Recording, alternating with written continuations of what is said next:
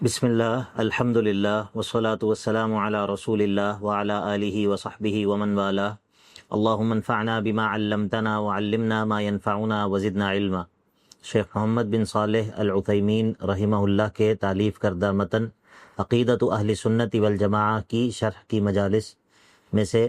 آج کی مجلس میں انشاءاللہ ہم جس مسئلے کا آغاز کرنے جا رہے ہیں وہ اللہ تعالیٰ کی صفات میں سے ایک انتہائی اہم مسئلہ ہے جس کو مسئلہ علو کہتے ہیں، یعنی کہ اس چیز کا بیان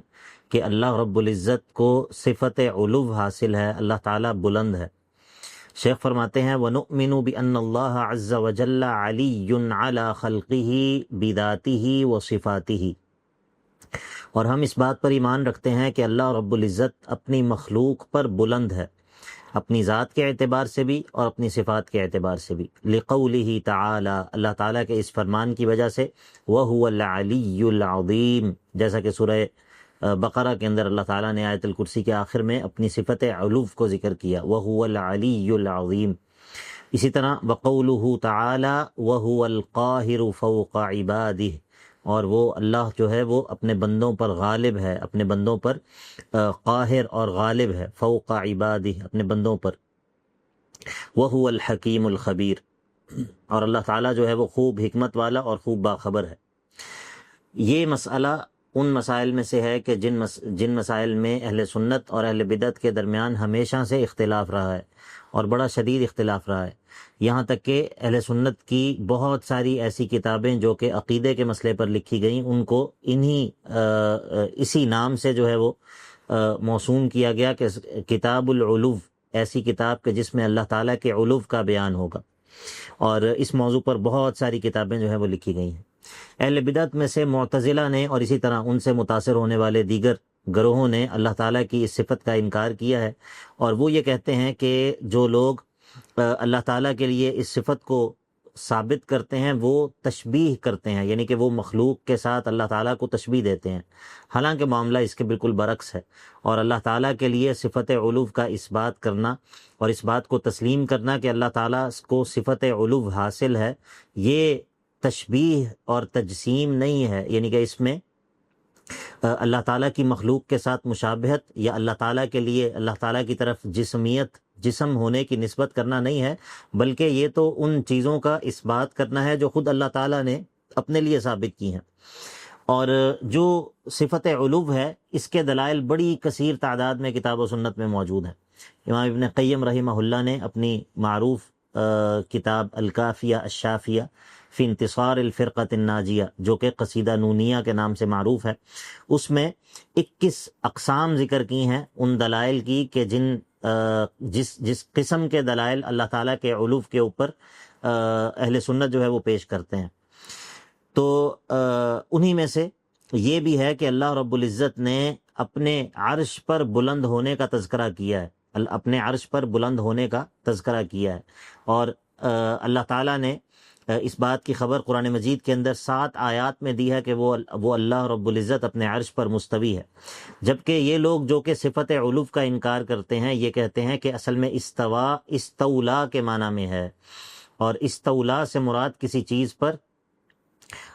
چیز پر قابض ہونا یا کسی چیز پر جو ہے وہ بلند ہونے کا وہ معنی کہ جیسے کہ کوئی شخص، کوئی بادشاہ جو ہے وہ کسی علاقے پر قابض ہو جاتا ہے، تو جہاں پر وہ قابض ہو جاتا ہے ادھر اس کا حکم چلتا ہے، اس کا قبضہ ہو جاتا ہے اور وہ وہاں پر فیصلے کرتا ہے، تو وہ یہ کہتے ہیں کہ استوا سے مراد استولا ہے، حالانکہ اللہ تعالیٰ کی کتاب میں جہاں جہاں پر بھی استوا کا تذکرہ آیا ہے، اللہ تعالیٰ نے جہاں جہاں پر بھی اپنے عرش پر مستوی ہونے کا تذکرہ کیا ہے، کسی ایک جگہ پر بھی اللہ رب العزت نے استولا کا تذکرہ جو ہے وہ نہیں کیا کہ یہ کہا جائے کہ باقی مقامات پر استوا ہے، مگر اس کی تفصیل یا اس کی وضاحت جو ہے وہ فلاں مقام پر اللہ تعالیٰ نے استولا کے ساتھ کر دی ہے۔ یہ بالکل اسی طرح ہے کہ جس طرح جب اللہ رب العزت نے بنی اسرائیل کو حطۃ کہنے کا حکم دیا تو بجائے حطۃ کے انہوں نے اس میں نون کا اضافہ کر لیا اور حنطۃ کہنا شروع کر دیا، تو جس طرح ان بنی اسرائیل کا نون بڑھا دینا وہ بالکل اللہ تعالیٰ کی نازل کردہ وحی میں تحریف اور اضافہ ہے، اسی طرح یہ اہل بدعت کا استوا کے اندر لام کو بڑھا دینا یہ اللہ تعالیٰ کی وحی میں تحریف اور اللہ تعالیٰ کی وحی میں جو ہے وہ جسارت اور اضافہ ہے۔ ابن قیم رحمہ اللہ کہتے ہیں نون الیہودی ولام جہمی ہما فی وحی رب العرش زائدتان، یہودیوں کا نون اور جہمیوں کا لام،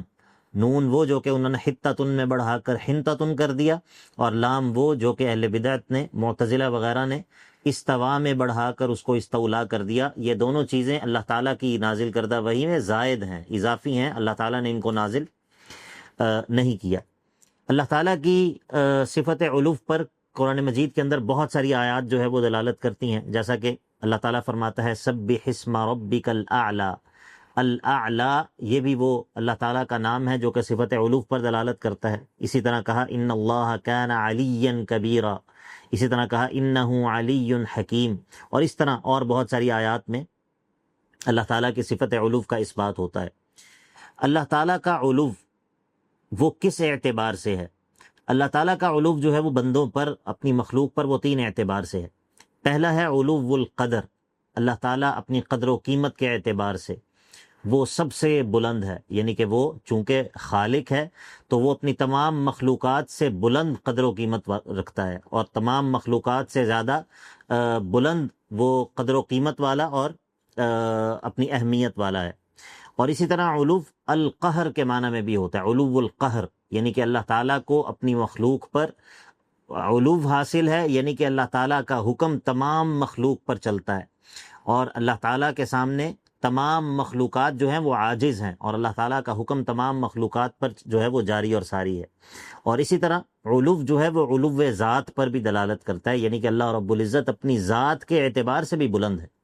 تو اللہ تعالیٰ کی صفت علو وہ ان تینوں اعتبار سے ہے، اللہ تعالیٰ اپنی قدر و قیمت کے اعتبار سے بھی بلند ہے، اللہ تعالیٰ اپنے غالب ہونے کے اعتبار سے بھی بلند ہے، اور اللہ رب العزت اپنی ذات کے اعتبار سے بھی اپنے بندوں پر جو ہے وہ بلند ہے، جیسا کہ اللہ تعالیٰ فرماتا ہے وَهُوَ الْقَاهِرُ فَوْقَ عِبَادِهِ۔ ہاں، اور اسی طرح اللہ تعالیٰ سورہ نحل کے اندر ذکر کرتا ہے کہ يَخَافُونَ رَبَّهُم مِّن فَوْقِهِمْ، کہ بندے جو ہے وہ اپنے اس رب سے ڈرتے ہیں کہ جو کہ ان کے اوپر ہے۔ تو اللہ تعالیٰ کی اس صفت کا اس بات کرنا یہ اہل سنت کے عقیدے میں سے ہے، اور اس میں اہل بدعت جو ہے وہ ان کے ساتھ اختلاف کرتے ہیں، حالانکہ یہ ایسی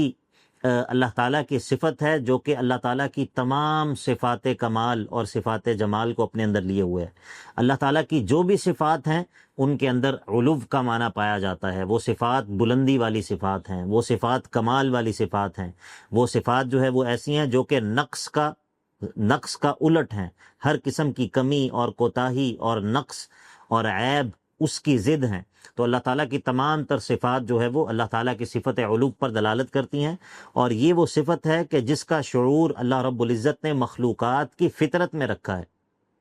یہی وجہ ہے کہ بہت سارے ایسے لوگ کہ جو اللہ تعالیٰ کی صفت علو کا انکار کرتے ہیں، وہ بھی جب اللہ تعالیٰ کے بارے میں بات کر رہے ہوتے ہیں تو لاشعوری طور پر آسمان کی طرف جو ہے وہ اشارہ کرتے ہیں، بلندی کی طرف جو ہے وہ اشارہ کرتے ہیں۔ تو بہرحال اللہ تعالیٰ کی صفت علو کو بیان کرنے کے بعد اب مؤلف رحمہ اللہ تعالیٰ کے اپنے عرش پر مستوی ہونے کے مسئلے کو بیان کریں گے۔ کہتے ہیں وَنُؤْمِنُ بِأَنَّهُ خَلَقَ السَّمَاوَاتِ وَالْأَرْضَ فِي سِتَّةِ أَيَّامٍ ثُمَّ اسْتَوَى عَلَى الْعَرْشِ يُدَبِّرُ الْأَمْرَ۔ ہم اس بات پر ایمان رکھتے ہیں کہ اللہ رب العزت نے آسمانوں کو اور زمینوں کو 6 دنوں میں پیدا کیا، پھر اپنے عرش پر بلند ہو گیا۔ یدبر الامر، اور وہ تمام معاملات کی تدبیر کرتا ہے، تمام معاملات کو چلاتا ہے، تمام معاملات کا انتظام کرتا ہے۔ واستواؤہ علی العرش علوہ علیہ بذاتہ علوا خاصا یلیق بجلالہ وعظمتہ لا یعلم کیفیتہ الا ہو۔ مؤلف کہتے ہیں کہ اللہ تعالیٰ کا اپنے عرش پر بلند ہونا، اس کا کیا معنی ہے کہ اللہ تعالیٰ اپنی ذات کے ساتھ عرش پر اس طرح بلند ہے کہ جو اس کی عظمت اور اس کی شان کے لائق ہے، اور اس بلند ہونے کی کیفیت کو وہی جانتا ہے۔ ہم استوا علی العرش اس کا معنی جانتے ہیں کہ اللہ تعالیٰ اپنے عرش پر بلند ہے، اس کی کیفیت وہ ہم اللہ تعالیٰ کے سپرد کرتے ہیں، اور اس کی کیفیت کے تلاش میں ہم نہیں پڑتے۔ کیونکہ اس کی کیفیت کا اللہ رب العزت نے ہمیں بتایا نہیں، اور اللہ تعالیٰ نے ہمیں حکم دیا ہے وَلَا تَقْفُ مَا لَيْسَ لَكَ بِهِ عِلْم، جس چیز کے بارے میں تمہیں بتایا نہیں گیا اس کی کھوج میں مت پڑو، اور اس کے پیچھے جو ہے وہ لگ کر اس کو تلاش کرنے کی کوشش مت کرو۔ اللہ تعالیٰ نے ہمیں اپنے استوا علی العرش کا بتایا ہے، ہم اس پر ایمان رکھتے ہیں۔ استوا کا معنی کیا ہے وہ ہمیں معلوم ہے کہ لغت کے اندر استوا جب علا کے ساتھ استعمال ہوتا ہے تو وہ بلند ہونے کے معنی میں ہوتا ہے، تو اللہ تعالیٰ اپنے عرش پر بلند ہے، اور یہ بھی اللہ تعالیٰ کا وہ وصف ہے، اللہ تعالیٰ کی وہ صفت ہے کہ جس کا اہل بدعت انکار کرتے ہیں۔ اللہ رب العزت نے قرآن مجید کے اندر 7 جگہوں پر اپنے عرش پر مستوی ہونے کا تذکرہ کیا ہے، سورہ اعراف میں، سورہ یونس میں، اسی طرح سورۃ الرعد میں، سورہ طٰہٰ میں، سورۃ الفرقان میں، سورۃ السجدہ میں، سورہ حدید کے اندر مختلف جگہوں پر اللہ رب العزت نے اس بات کی خبر دی ہے کہ اللہ تعالیٰ اپنے عرش پر مستوی ہے۔ ابن قیم رحمہ اللہ نے ذکر کیا ہے کہ استوا علی کا لفظ جو ہے یہ لغت میں 4 معنی میں استعمال ہوتا ہے، یا اس کی استوا کی جو تفسیر ہے وہ 4 معانی کے ساتھ کی گئی ہے۔ فرماتے ہیں فَلَهُمْ عِبَارَاتٌ عَلَيْهَا 4 قَدْ حُصِّلَتْ لِلْفَارِسِ الطَّعَانِ وَهِيَ اسْتَقَرَّ وَقَدْ عَلَا وَكَذَلِكَ ارْتَفَعَ الَّذِي مَا فِيهِ مِن نُّكْرَانِ وَكَذَاكَ قَدْ صَعَدَ الَّذِي هُوَ رَابِعٌ وَأَبُو عُبَيْدَةَ صَاحِبُ الشَّيْبَانِ۔ ایک معنی علا کا ہے، ایک ارتفع کا ہے، اور اسی طرح جو ہے وہ استقرہ کا معنی۔ تو یہ 4 معانی جو ہے یہ تمام کے تمام چاروں کے چاروں معنی جو ہیں ان کے اندر بلندی کا معنی پایا جاتا ہے، بلند ہونے کا۔ تو اسی طرح ابن جریر رحمہ اللہ، ابن جریر الطبری رحمہ اللہ، وہ اپنی تفسیر کے اندر جہاں پر بھی استوا علا کا لفظ آتا ہے ادھر وہ علا اور ارتفع کے ساتھ اس کی تفسیر کرتے ہیں۔ یہ استوا کا لفظ بعض اوقات الا کے ساتھ استعمال ہوتا ہے، اور بعض دفعہ یہ علا کے ساتھ استعمال ہوتا ہے، اور بعض دفعہ یہ بغیر الا اور بغیر علا کے استعمال ہوتا ہے۔ شیخ فرماتے ہیں وَنُؤْمِنُ بِأَنَّهُ خَلَقَ السَّمَاوَاتِ وَالْأَرْضَ فِي 6 أَيَّامٍ ثُمَّ اسْتَوَى عَلَى الْعَرْشِ يُدَبِّرُ الْأَمْرَ وَاسْتِوَاؤُهُ عَلَى الْعَرْشِ عُلُوُّهُ عَلَيْهِ بِذَاتِهِ عُلُوًّا خَاصًّا يَلِيقُ بِجَلَالِهِ وَعَظَمَتِهِ لَا يَعْلَمُ كَيْفِيَّتَهُ إِلَّا هُوَ۔ مؤلف رحمہ اللہ اب اللہ تعالیٰ کے اپنے عرش پر مستوی ہونے کا مسئلہ بیان کر رہے ہیں، اور اس کا تعلق بھی اللہ تعالیٰ کے علو کے ساتھ ہی ہے۔ اللہ تعالیٰ نے اس بات کی خبر دی ہے کہ اللہ تعالیٰ نے آسمانوں کو اور زمینوں کو 6 دنوں میں پیدا کیا، اور ثم استوى علی العرش، اور پھر اللہ تعالیٰ اپنے عرش پر مستوی ہو گیا، اپنے عرش پر بلند ہو گیا۔ اور یدبر الامر، وہ تمام معاملات کی تدبیر کرتا ہے، تمام معاملات کا انتظام کرتا ہے، سب معاملات کو کائنات کے چلاتا ہے۔ تو واستواؤہ علی العرش، اللہ تعالیٰ کے اپنے عرش پر مستوی ہونے سے مراد کیا ہے؟ علوہ علیہ بذاتہ، اللہ تعالیٰ کا اپنی ذات کے ساتھ اپنے عرش پر بلند ہونا، علواً ایسا بلند ہونا کہ خاصاً ایسا بلند ہونا جو کہ خاص ہے، اور یلیق بجلالہ وعظمتہ، جو اللہ تعالیٰ کے جلال اور اس کی عظمت کے شایان شان ہے۔ لا یعلم کیفیتہ الا ہو، اور اس کی کیفیت کو اللہ تعالیٰ کے علاوہ کوئی نہیں جانتا۔ اللہ تعالیٰ کے اپنے عرش پر مستوی ہونے کا مسئلہ یہ بھی ان مسائل میں سے ہے کہ جس کا اہل بدعت جو ہے وہ انکار کرتے ہیں، جیسا کہ ہم نے پہلے ذکر کیا کہ وہ استوا کو استولا سے بدل دیتے ہیں، حالانکہ اللہ رب العزت نے قرآن مجید میں سورہ اعراف میں، سورہ یونس میں، سورہ رعد میں، سورہ طٰہٰ میں، اسی طرح سورہ سجدہ اور سورہ حدید میں اپنے عرش پر مستوی ہونے کا تذکرہ کیا ہے۔ اور استوا جو ہے اس کا معنی بلندی کا معنی ہے، اس میں ارتفاع یا علا کا معنی پایا جاتا ہے، بلند ہونے کا معنی جو ہے وہ پایا جاتا ہے۔ حافظ ابن جریر الطبری رحمہ اللہ، جو کہ امام المفسرین ہیں، وہ اپنی تفسیر میں جہاں جہاں پر بھی استوا علی العرش کا لفظ آتا ہے وہاں پر اس کی جو تفسیر کرتے ہیں وہ علا وارتفع، بلند ہوا کے ساتھ کرتے ہیں۔ اسی طرح اس بات کا تذکرہ بھی ابن جریر الطبری رحمہ اللہ نے فرمایا ہے کہ جب استوا کا لفظ بغیر حرف جر کے استعمال ہوتا ہے، خالی استوا کا لفظ استعمال ہوتا ہے بغیر الا اور بغیر علا کے، تو اس وقت اس کا معنی مکمل ہونے کا ہوتا ہے، جیسا کہ اللہ تعالیٰ قرآن مجید میں فرماتا ہے وَلَمَّا بَلَغَ أَشُدَّهُ وَاسْتَوَى، جب وہ اپنی مضبوطی کو پہنچ گئے اور مکمل ہو گئے، ای کمل و تم۔ اور اسی طرح وَاسْتَوَتْ عَلَى الْجُودِي،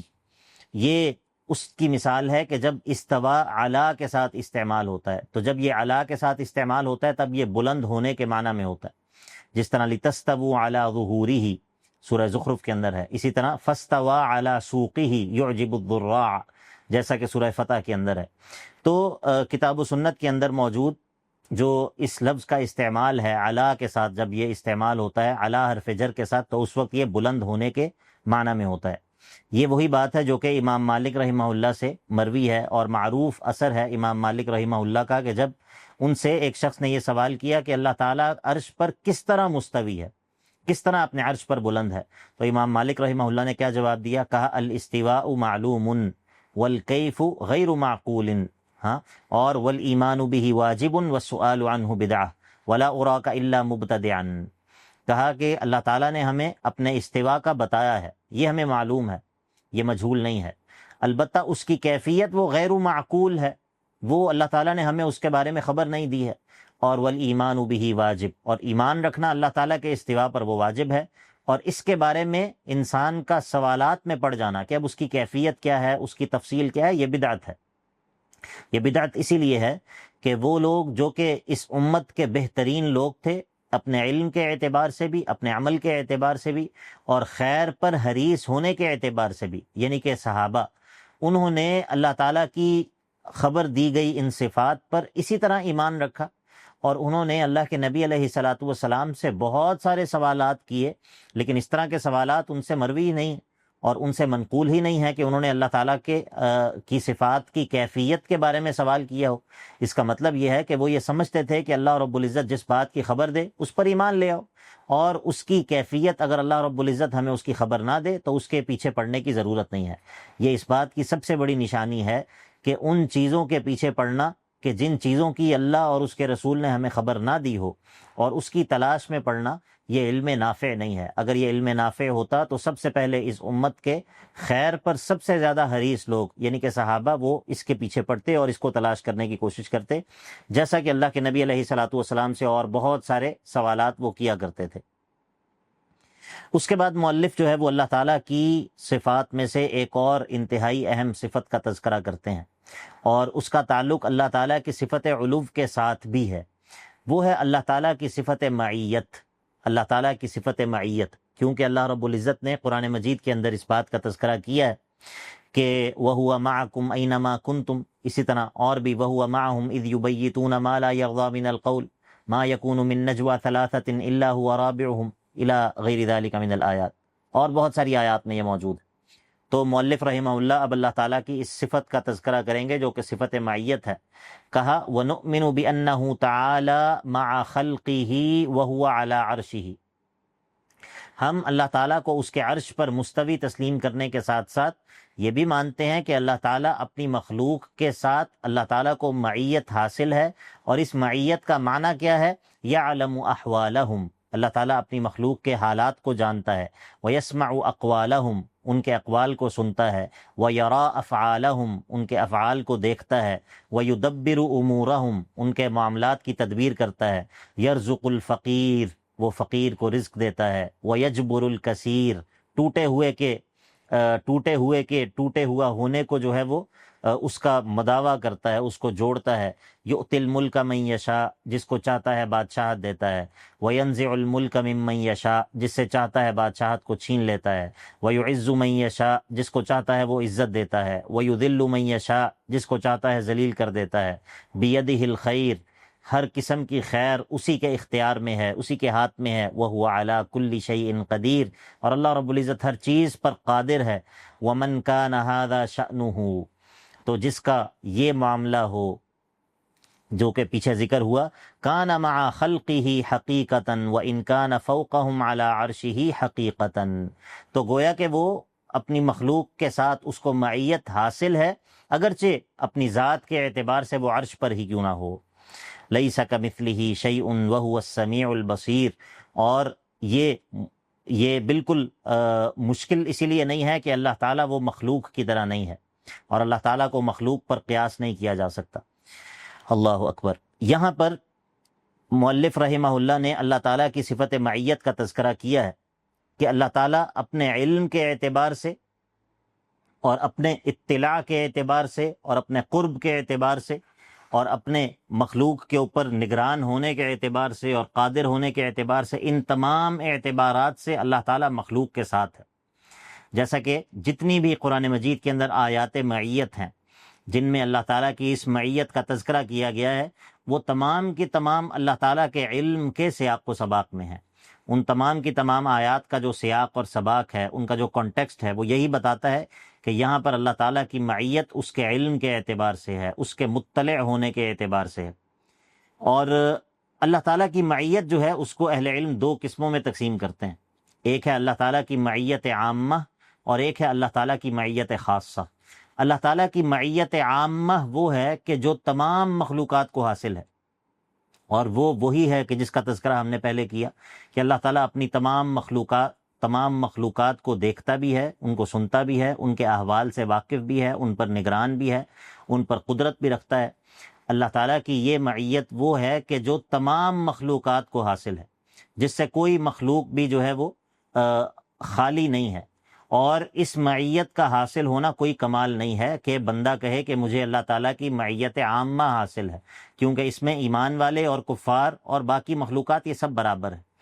البتہ اللہ تعالیٰ کی معیت کی ایک دوسری قسم ہے جو کہ معیت خاصہ ہے، جو اللہ تعالیٰ کے اولیاء کو، خاص ایمان والے بندوں کو نصیب ہوتی ہے، اور جس معیت کا تقاضا یہ ہوتا ہے کہ اللہ تعالیٰ اپنے بندے کا دفاع کرتا ہے۔ ان اللہ یدافع عن الذین آمنوا، اللہ تعالیٰ اپنے بندے کی مدد کرتا ہے، اس کی نصرت کرتا ہے، اس کو توفیق دیتا ہے، اور اس کو جو ہے وہ اللہ تعالیٰ اللہ ولی الذین آمنوا یخرجہم من الظلمات الی النور، اپنے بندے کو اللہ تعالیٰ اندھیروں سے نکال کر روشنیوں کی طرف لے کر جاتا ہے، اس کو شبہات سے نکالتا ہے، اس کو شہوات سے نکالتا ہے، اس کو جو ہے وہ اللہ رب العزت شکوک سے نجات دیتا ہے، اس کو یقین عطا کرتا ہے، اس کو توفیق عطا کرتا ہے، اس کو ہدایت دیتا ہے، اس کو درست فیصلے کی توفیق دیتا ہے، دشمنوں کے مقابلے میں اس کی تائید اور نصرت کرتا ہے، الی غیر ذالک۔ یہ تمام کی تمام چیزیں یہ اللہ تعالیٰ کی معیت خاصہ کے نتائج ہوتے ہیں، اللہ تعالیٰ کی خاص معیت کے آثار ہوتے ہیں، اور اللہ تعالیٰ کی یہ خاص معیت یہ تمام مخلوقات کو حاصل نہیں ہوتی، بلکہ یہ خاص ہے ایمان والوں کے ساتھ، اللہ تعالیٰ کے اولیاء کے ساتھ۔ جیسا کہ اللہ تعالیٰ فرماتا ہے ان اللہ مع الذین اتقوا، اللہ تعالیٰ ہے ان لوگوں کے ساتھ، یہ معیت خاصہ ہے ان لوگوں کے ساتھ جو کہ تقوی اختیار کرنے والے ہیں۔ اسی طرح کہا وقولہ لا تحزن ان اللہ معنا، کہ اللہ کے نبی علیہ الصلوۃ والسلام نے صدیق اکبر رضی اللہ تعالیٰ عنہ کو کہا کہ آپ پریشان مت ہوں، اللہ تعالیٰ ہمارے ساتھ ہے۔ اور اسی طرح کہا کہ اذ یوحی ربک الی الملائکۃ انی معکم فثبتوا الذین آمنوا، جنگ بدر کے موقع پر اللہ تعالیٰ کی خاص معیت وہ ایمان والوں کو حاصل تھی۔ اسی طرح اللہ تعالیٰ نے موسیٰ اور ہارون کو کہا انی معکما اسمع و ارا، میں تم دونوں کے ساتھ ہوں، میں سن بھی رہا ہوں، دیکھ بھی رہا ہوں، یعنی کہ تمہیں پریشان ہونے کی ضرورت نہیں ہے، میری خاص معیت تمہارے ساتھ ہے۔ تو اللہ تعالیٰ کا اپنے علم کے اعتبار سے، اپنی قدرت کے اعتبار سے، اور اپنے مطلع ہونے کے اعتبار سے، دیکھنے اور سننے کے اعتبار سے مخلوق کے ساتھ ہونا، یہ اللہ تعالیٰ کی جو معیت ہے اس میں، اور اللہ تعالیٰ کے علو میں کہ وہ اپنی مخلوق سے جدا ہے، اپنی مخلوق پر بلند ہے، اپنے عرش پر مستوی ہے، ان میں کوئی تعارض اور تضاد نہیں ہے، یہ دونوں چیزیں بیک وقت درست ہیں۔ اور اسی طرح اللہ تعالیٰ کی جو معیت خاصہ ہے اس میں اور اللہ تعالیٰ کے علو میں، اس میں بھی کوئی تضاد نہیں ہے۔ اور جب ہم اللہ تعالیٰ کی معیت کی بات کرتے ہیں اور اس پر ایمان لانے کی بات کرتے ہیں تو اس سے ہماری مراد وہ نہیں ہوتی کہ جو کہ وحدت الوجود کے قائلین یا حلولیہ کا عقیدہ ہے، کہ وہ یہ سمجھتے ہیں کہ اللہ تعالیٰ اپنی مخلوق میں حلول کر چکا ہے۔ تو شیخ کہتے ہیں وَلَا نَقُولُ كَمَا تَقُولُ الْحُلُولِيَّةُ مِنَ الْجَہْمِيَّةِ وَغَيْرِهِمْ، ہم وہ بات نہیں کہتے جو کہ جہمیہ میں سے حلولیہ اور دیگر لوگ کہتے ہیں کہ أَنَّهُ مَعَ خَلْقِهِ فِي الْأَرْضِ، کہ اللہ تعالیٰ اپنی مخلوق کے ساتھ زمین میں پایا جاتا ہے۔ وَنَرَا، اور ہم یہ سمجھتے ہیں کہ أَنَّ مَنْ قَالَ ذَلِكَ، جو بندہ ایسی بات کرتا ہے فَهُوَ كَافِرٌ أَوْ ضَالٌ، یا تو وہ صراحتاً کافر ہے یا پرلے درجے کا گمراہ ہے۔ کیوں؟ لِأَنَّهُ وَصَفَ اللَّهَ، کیونکہ اس نے اللہ تعالیٰ کا ایسا وصف بیان کیا ہے بِمَا لَا يَلِيقُ بِهِ مِنَ النَّقَائِص، جو اللہ کے شایان شان نہیں ہے اور جو کہ نقص پر مبنی ہے، کہ اللہ تعالیٰ مخلوق کے اندر حلول کر چکا ہے یا وہ اپنی مخلوق کے ساتھ ہر جگہ پر پایا جاتا ہے اپنی ذات کے اعتبار سے۔ تو یہ ایک ایسی چیز ہے کہ جس کے نتیجے میں انسان اللہ تعالیٰ کی طرف ایسی چیز کی نسبت کرتا ہے، ایسے وصف کی نسبت کرتا ہے جو کہ صفت کمال نہیں ہے بلکہ صفت نقص ہے۔ اللہ اکبر۔ اسی طرح اللہ تعالیٰ کے علو اور اس کے اپنے عرش پر مستوی ہونے کے مسئلے کے ساتھ اور اس کی معیت کے مسئلے کے ساتھ اللہ تعالیٰ کی ایک اور صفت ہے کہ جس کا اہل بدعت جو ہے وہ انکار کرتے ہیں، اور وہ ہے صفت نزول، اللہ تعالیٰ کا نازل ہونا، اللہ تعالیٰ کا نازل ہونا۔ مؤلف رحمہ اللہ فرماتے ہیں وَنُؤْمِنُ بِمَا أَخْبَرَ بِهِ عَنْهُ رَسُولُهُ صلی اللہ علیہ وسلم، اور ہم ایمان رکھتے ہیں اس چیز پر کہ جس کی اللہ کے رسول صلی اللہ علیہ وسلم نے خبر دی ہے کہ انہ ینزل کل لیلۃ الی السماء الدنیا، کہ اللہ تعالیٰ ہر رات آسمان دنیا پر نزول فرماتا ہے، حین یبقى ثلث اللیل الآخر، جب رات کا آخری ایک تہائی حصہ باقی رہ جاتا ہے، فیقول، اور پھر اللہ تعالیٰ فرماتا ہے من یدعونی فاستجیب لہ، کون ہے جو مجھ سے دعا کرے کہ میں اس کی دعا کو قبول کروں، من یسألنی فأعطیہ، اور کون ہے جو مجھ سے سوال کرے، طلب کرے تو میں اس کو عطا کروں، من یستغفرنی فاغفر لہ، اور کون ہے جو مجھ سے استغفار کرے تو فاغفر لہ، میں اس کو معاف کر دوں، میں اس کو بخش دوں۔ اس حصے میں اللہ تعالیٰ کے نزول کے مسئلے کو مؤلف رحمہ اللہ نے بیان کیا ہے، اور یہ بھی ان مسائل میں سے ہے کہ جن کے بارے میں اہل بدعت جو ہے وہ پس و پیش کرتے ہیں، اور وہ اس اللہ تعالیٰ کی صفت کو قبول نہیں کرتے، حالانکہ اس کا تذکرہ نصوص کے اندر، قرآن مجید کے اندر بھی اور احادیث کے اندر بھی کثرت کے ساتھ موجود ہے، اور اسی لیے وہ ان تمام نصوص کی تحریف، ان تمام نصوص میں تحریف کرتے ہوئے ان کو ایسے معنی پر محمول کرتے ہیں کہ جن کی نہ لغت میں گنجائش ہے اور نہ خود نصوص میں جن کی گنجائش ہوتی ہے۔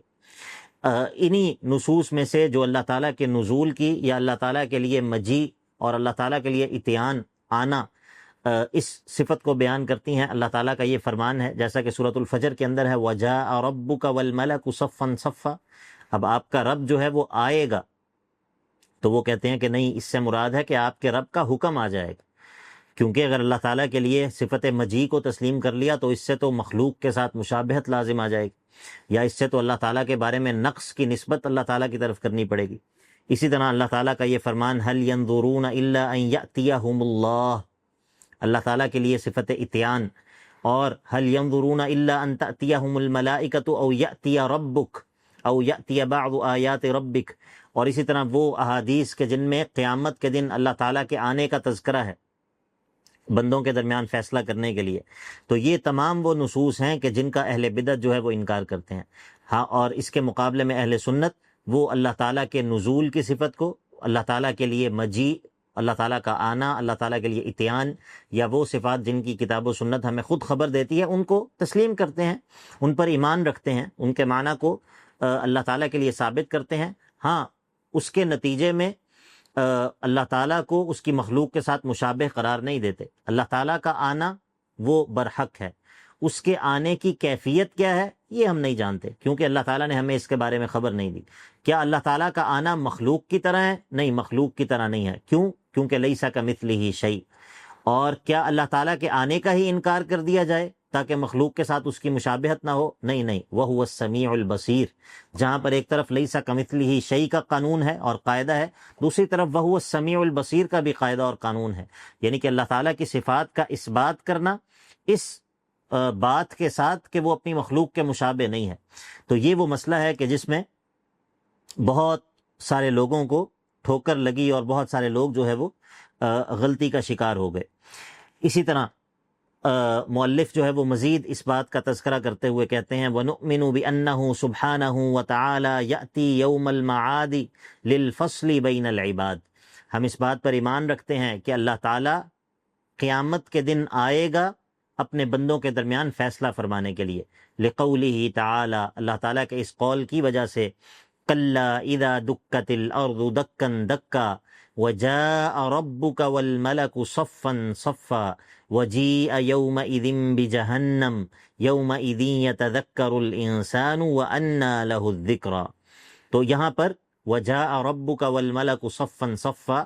اس آیت میں اللہ رب العزت نے اپنے آنے کا تذکرہ کیا ہے قیامت کے دن بندوں کے درمیان فیصلہ کرنے کے لیے۔ تو اللہ تعالیٰ کا نزول ہو، اللہ تعالیٰ کا بندوں کے درمیان فیصلہ کرنے کے لیے آنا ہو، اللہ تعالیٰ کے لیے اتیان کی صفت ہو، یہ وہ اوصاف ہیں جو کہ کتاب و سنت کے اندر اللہ تعالیٰ کے لیے ثابت کیے گئے ہیں۔ تو اہل سنت جو ہے وہ اللہ تعالیٰ کے ان اوصاف پر ایمان رکھتے ہیں، جس طرح اس سے پہلے ہم نے پڑھا کہ اہل سنت اللہ تعالیٰ کے لیے صفت علو پر ایمان رکھتے ہیں کہ اللہ تعالیٰ اپنی مخلوق سے جدا اور بلند ہے، اور اس کا علو اس کی ذات کے اعتبار سے بھی ہے، اس کے غلبے اور قدرت کے اعتبار سے بھی ہے، اور اس کی قدر و قیمت کے اعتبار سے بھی ہے، اور اسی طرح اللہ تعالیٰ اپنے عرش پر مستوی ہے، اور اللہ تعالیٰ اپنے عرش پر مستوی ہے مگر وہ اللہ تعالیٰ کو صفت معیت بھی حاصل ہے، اور معیت پھر دو طرح کی ہے، ایک معیت عامہ ہے جو کہ علم، احاطہ اور قدرت اور مطلع ہونا اور اللہ تعالیٰ کا سننا اور دیکھنا، ان تمام معانی کو مقتضی ہے، ان تمام اس معیت کے آثار یہ تمام چیزیں ہیں، اور اللہ تعالیٰ کی معیت خاصہ ہے جو کہ اللہ تعالیٰ کا بندے کا دفاع کرنا، بندے کی تائید اور نصرت، اور بندے کو توفیق دینا اور اس کی حفاظت کرنا، اس طرح کی دیگر چیزوں کا نتیجہ جو ہے وہ نکلتا ہے معیت خاصہ کے نتیجے میں، اور یہ معیت اللہ تعالیٰ کے ایمان والے بندوں اور اللہ تعالیٰ کے اولیاء کو نصیب ہوتی ہے۔ اور اللہ تعالیٰ کی معیت کے ساتھ ساتھ اللہ تعالیٰ کا نزول اور اللہ تعالیٰ کا اتیان اور اللہ تعالیٰ کا قیامت کے دن تشریف لانا اور آ کر اپنے بندوں کے درمیان فیصلہ کرنا، اہل سنت جو ہے وہ ان تمام چیزوں کا عقیدہ رکھتے ہیں، ان نصوص کی وجہ سے کہ جو نصوص ابھی ہم نے پڑھی ہیں اہل بدعت کے برخلاف۔ تو انشاءاللہ اگلی مجلس میں ہم اللہ تعالیٰ کی صفت ارادہ کے بارے میں پڑھیں گے، جو کہ اللہ تعالیٰ کی صفات میں سے ایک اہم صفت ہے۔ ہم اسی پر اکتفا کرتے ہیں۔ اقول قولی ھذا واستغفر اللہ لی ولکم ولسائر المؤمنین، وآخر دعوایا ان الحمد للہ رب العالمین۔